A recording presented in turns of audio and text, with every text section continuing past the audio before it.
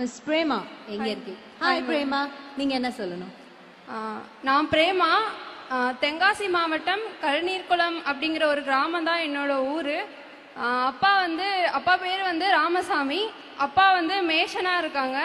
அம்மா வந்து முத்துலக்ஷ்மி. அம்மா வந்து இந்த வயல் வேலைக்கு போகிறது அது மாதிரி வேலை பார்த்துட்டு இருக்காங்க. நான் வந்து படித்தது எல்லாமே கவர்மெண்ட் ஸ்கூலில் படித்தேன். அப்புறம் வந்து கவுன்சிலிங் மூலமாக வந்து கவர்மெண்ட் காலேஜ் ஆஃப் இன்ஜினியரிங் திருநெல்வேலியில் இசி டிபார்ட்மெண்ட் கிடைச்சது. ஸோ எங்கள் ஊரில் எப்படின்னா வந்து படிக்க அனுப்புறது வந்து கொஞ்சம் கஷ்டம்தான். அதுவும் வந்து எங்கள் அப்பாவுக்கு வந்து நாங்கள் 2 பேர் பொண்ணு, நான் அப்புறம் தங்கச்சி. எங்கள் ஊரை பொறுத்த வரைக்கும் என்னன்னா, அப்பா வந்து ரொம்ப பேசுவாங்க. ஒரு பையன் இல்லை அப்படிங்கிறது வந்து அவ்வளோ ஒரு இதாக சொல்லுவாங்க. ஆனால் எல்லாம் சொல்லுவாங்க, எதுக்கு பொம்பளை பிள்ளைய படிக்க வச்சுட்டு படித்து என்ன ஆக போகுது அப்படிதான் சொல்லுவாங்க. ஆனால் அப்பா வந்து அப்படிலாம் இல்லை. என் பொண்ணு வந்து அவள் சொந்த காலில் நிற்கணும் அப்படின்னு சொல்லிட்டு என்னை படிக்க வச்சாங்க. அப்புறம் நான் படிச்சுட்டே இருந்தேன். படிச்சுட்டு இருக்கும்போது அப்போனா அப்பா ரொம்ப கஷ்டப்பட்டுருக்காங்க. அப்பா அம்மா சின்ன வயசுலேருந்தே கஷ்டப்பட்டுட்டே தான் இருந்தாங்க. கஷ்டப்பட்டு ஒரு வீடு வாங்கிட்டோம். வீடு எப்படின்னா ஓட்டு வீடு தான். அது மழை பெஞ்சா தாங்காது, ஒழுகிட்டே தான் இருக்கும். ஸோ நான் வந்து காலேஜ் போயிட்டேன். காலேஜ்க்கு வந்து ஹாஸ்டலில் படிச்சுட்டு இருந்தேன். அப்போலாம் ஹாஸ்டல்லாம் இருக்கும்போது மழை பெஞ்சா தெரியவே செய்யாது, அது ஒரு சேஃபான இடத்துல இருந்த மாதிரி இருக்கும். அப்போலாம் வீட்டை பற்றி தான் யோசிச்சுட்டு இருப்பேன். வீடு ஒழுகிட்டு இருக்குமே, இப்போ அம்மா அப்பா என்ன பண்ணிட்டுருப்பாங்க, அது வந்து ஓடிட்டே இருக்கும், மைண்டில் ஓடிட்டே இருக்கும். எப்படியாவது வந்து அம்மா அப்பா வந்து ஒரு நல்ல வீடு கட்டி கொடுத்துடணும்.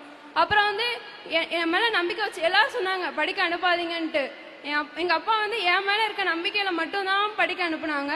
ஸோ அப்பாவோட நம்பிக்கையும் காப்பாற்றணும் அப்படிங்கிற ஒரு எய்மோட படிச்சுட்டு இருந்தேன்.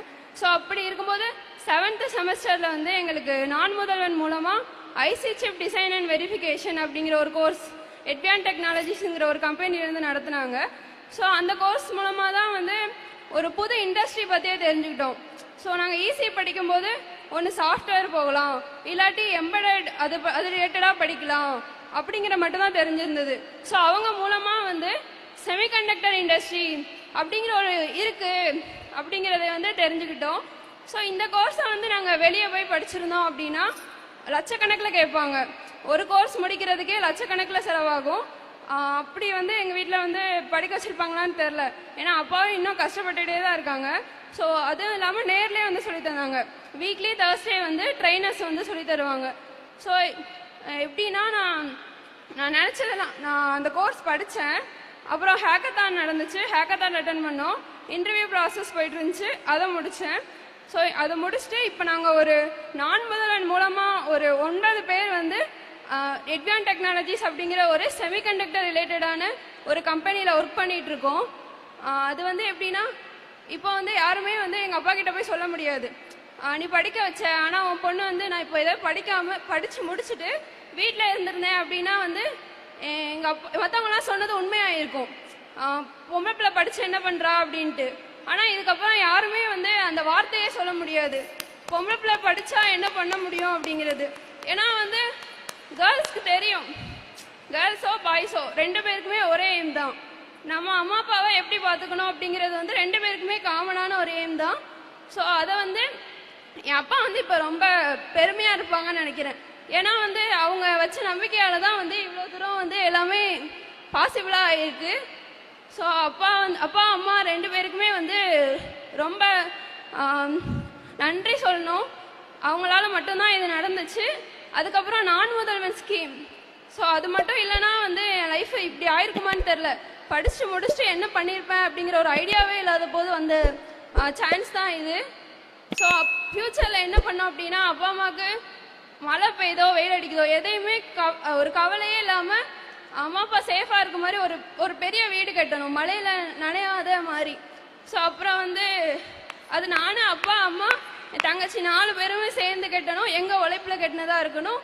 அப்புறம் வந்து தங்கச்சி வந்து படிச்சுட்டு இருக்காங்க government college BSc computer science 2nd year படிச்சுட்டு இருக்காங்க. ஸோ அவங்கள வந்து எம்எஸ்சி படிக்க வைக்கணுங்கிறது வந்து ஒரு எய்ம். அவங்களும் வந்து எங்கள் அப்பா பேரை காப்பாற்றணும்னா நாங்கள் 2 பேருமே வந்து முன்னேறணும். ஸோ அதனால அவங்களே படிக்க வைக்கணும். ஸோ என்னோட ஃபர்ஸ்ட் மந்த் சேலரி வந்து என் கையில் இப்போ இருக்குது. அது வந்து நான் எங்க அப்பா கையில கொடுக்கணும் இந்த மேடையில அப்படின்னு ஆசைப்படுறேன். எல்லாத்துக்குமே என் அப்பா தான் ரீசன். சோ அப்பா கையில உங்க கொடுக்கணும். அப்பா இங்க வந்திருக்காரா? ஆ, உங்க அப்பாவோட பேரு? ராமசாமி. திரு ராமசாமி ஐயா அவர்களை மேடைக்கு அழைக்கிறோம். இது வரைக்கும் சொன்னதே இல்ல. லைஃப்ல வந்து எனக்கு யாருமே அவ்வளவு சப்போர்ட் பண்ணதே இல்ல. அப்பா மட்டும்தான். அப்பா அப்பா அப்பா எல்லா விஷயத்துலயுமே அப்பா தான். ஸ்கூல்லயும் சரி காலேஜ்லயும் சரி. இதுதான் நீங்க நான் வந்து ஒரு விஷயம் சொல்லிட்டேன், நான் இதுதான் படிக்கணும் அப்படி சொல்லிட்டேன்னா அப்பா வந்து மறுப்பே சொல்ல மாட்டாங்க. நீ படி, நான் படிக்க வைக்கிறேன், என்னால முடியும் முடியும் மட்டும்தான் சொல்லியிருக்காங்க. ஸோ அப்பா வந்து எனக்கு ரொம்ப பிடிக்கும். இந்த உலகத்திலே யாருன்னா வந்து அப்பா மட்டும்தான். ஸோ அப்பா அம்மா தங்கச்சி இவங்க 3 பேர் தான் என்னோட லைஃப் ஃபுல்லாமே. ஸோ அப்பா வந்து நான் நல்லா பார்த்துப்பேன். ஒரு பையனா ஒரு பொண்ணா எல்லாமே இருந்து அப்பா வந்து அப்பா வந்து அம்மா அம்மான்னு தான் சொல்லுவாங்க என்னைய தங்கச்சியும். ஸோ வந்து இன்னொரு அம்மாவா எங்கள் அப்பா வந்து நான் ரொம்ப நல்லாவே பார்த்துப்பேன். ஸோ அப்பா வந்து எதுக்குமே கவலைப்படக்கூடாது. ஸோ அப்பா என்னோட மாதம் சம்பளம். சொல்ல விருப்பப்படுறீங்களா? என் மகளை படிக்கும்போது எல்லாரும் சொன்னாங்க, பொட்டப்பிள்ளையே படிக்க வைக்காதான்னு சொன்னாங்க. நான் எல்லாத்தையும் மீறி என் பொண்ணு நல்லா படிக்கும், என்னை நம்பி இருக்கக்கூடாது, அவள் வாழ்க்கையை அவள் பார்த்துக்கணும் அப்படிங்கிறதுல உறுதியாக இருந்தேன். அதே மாதிரி உறுதிப்படுத்திட்டா என் மகா. பெருமையாக இருக்கு. நன்றி நன்றி, தேங்க்யூ.